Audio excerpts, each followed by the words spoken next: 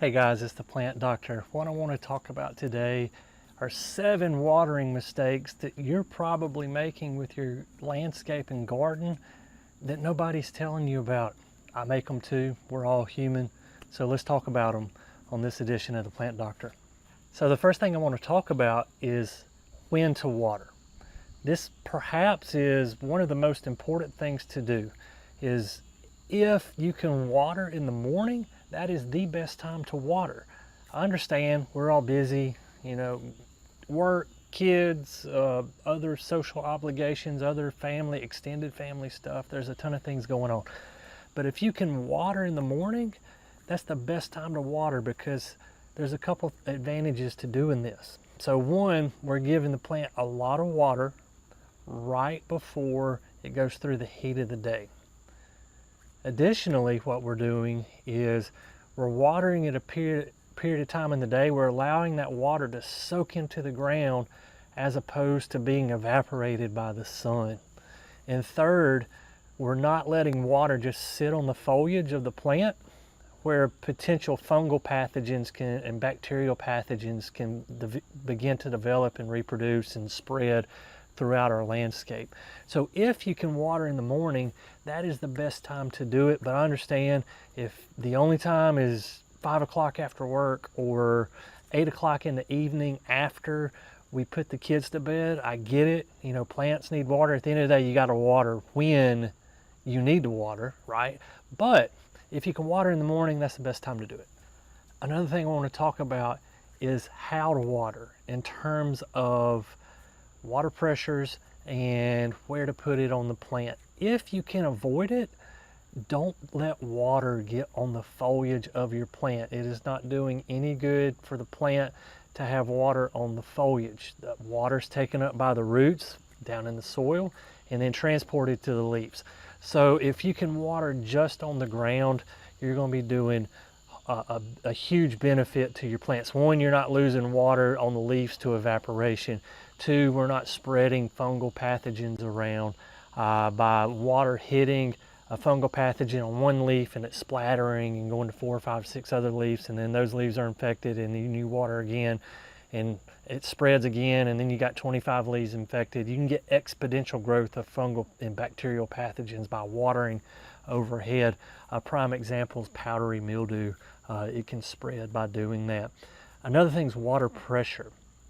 If you can water just using minimal pressure, that's the best way to do it. Don't put your thumb down over the top of the hose and just blast your plants with water. If you're using a hose, just barely put your thumb over the edge and let that water kind of arc towards the plant. Reason being, we do not want to strip the soil away from the roots of the plant by using really high pressure water. Okay, so minimize that pressure if you can.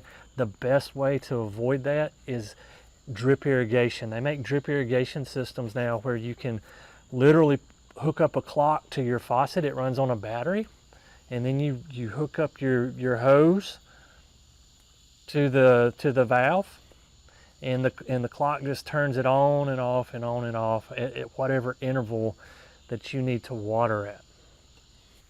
One thing that I see a lot of, I do some work for other people, mainly consulting work for other people. People call me about issues with their landscape, and I go out and talk to them about it. Overwatering. God, I can't stress this enough.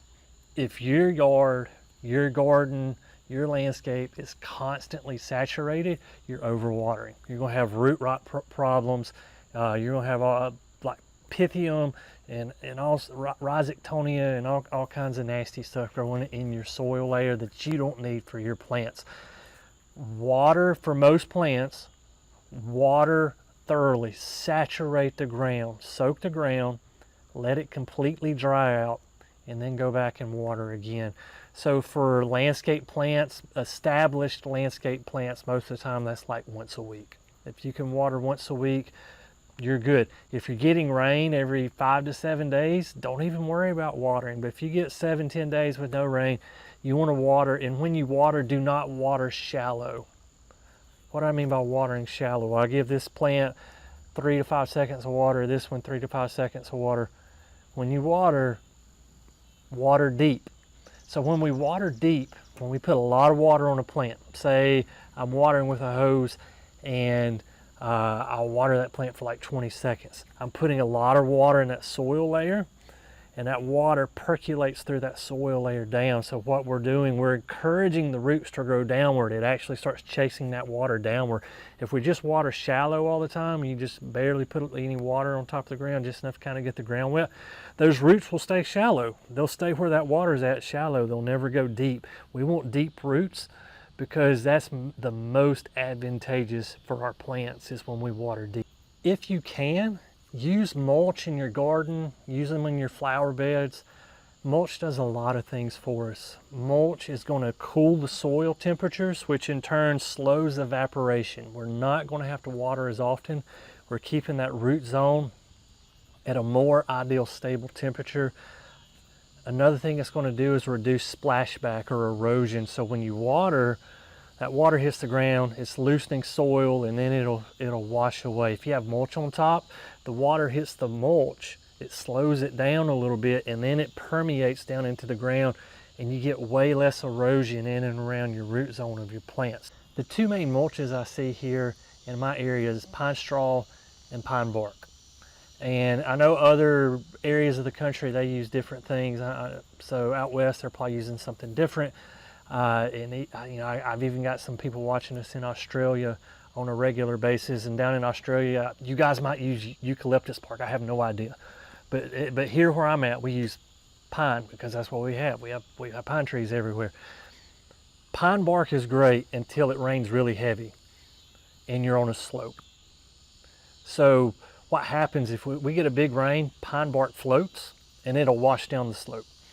So if you have a flat yard or if you have a container, go ahead and use pine bark. There's nothing wrong with pine bark in terms of a nutritional or plant health benefit.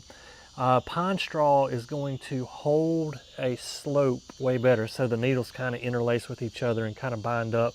So when you get a heavy rain, they don't go washing down the hillside. So I prefer that. One thing that I would suggest that you do not use are rocks for mulch. I see this a lot in and around where I'm at. They look pretty, don't get me wrong. The ornamental appeal like white river rock, I get it, but that reflects a ton of heat. I might try to get some B-roll down the street here. My neighbors, they have white river rock under cherry trees, and by midsummer they look terrible. And reason being is it's reflecting all that heat back up onto the trunk of the tree. Cherries are kind of marginal here where I'm at anyway. If you give them some TLC, they do okay. But if they're cooking with rocks underneath them, they don't do good at all. So stick with some organic materials, some sort of bark, some sort of pine needles, and you'll be doing way better. One thing that's very detrimental in terms of watering plants is inconsistent watering. So let's say I go out and water for every 2, 3, 4 days. I do that for 2 weeks. I'm gonna water Monday, Wednesday, Friday for 2 weeks, and then I don't water for 3 weeks. And then I go back and I water every Tuesday and Thursday for 2 weeks, and I don't water for another 3 weeks. Get on somewhat of a consistent watering pattern. Most of the time for me, like I said earlier, if I don't get rain for 7 to 10 days, I'm gonna water. I'm gonna wait another week or so, and I'm gonna water again. Those are for my established plants.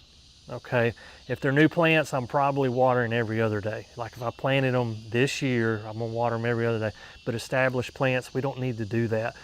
They need water more than every 3 weeks. So if you can hit them on like 1 week intervals, if you're not getting rain, you'll be doing your plants a big benefit. If you have problems with water consistency, one thing you may want to look at, if you just don't have time for it, is put in an irrigation system.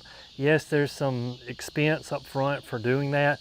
As I mentioned earlier, you can always get a drip irrigation system. Those are pretty cheap. You can pick up the parts at Lowe's and Home Depot.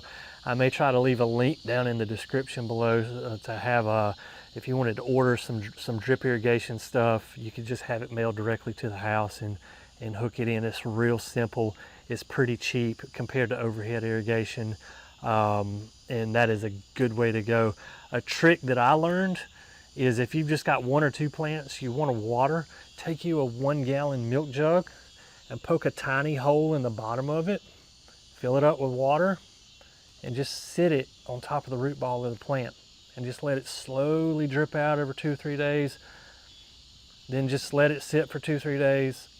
Take your water jug, fill it back up, and just repeat that process.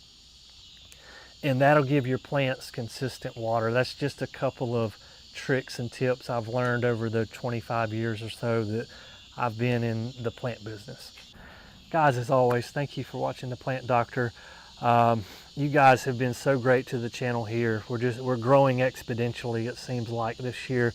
And that's because of you guys. You hit that like button, you've hit the sub button. You've been sharing the videos. I'm going to keep trying to bring some educational content. I've learned a lot over the past year and a half that I've been doing this now in terms of how to film, how to edit, how to sound, the whole 9 yards. I'm still learning. I know some of my videos, the audio's off from time to time or whatever, but you guys have hung in there with me through that learning process, and I greatly appreciate it. And I greatly appreciate it. As always, thank you for watching The Plant Doctor, and until next time, happy gardening.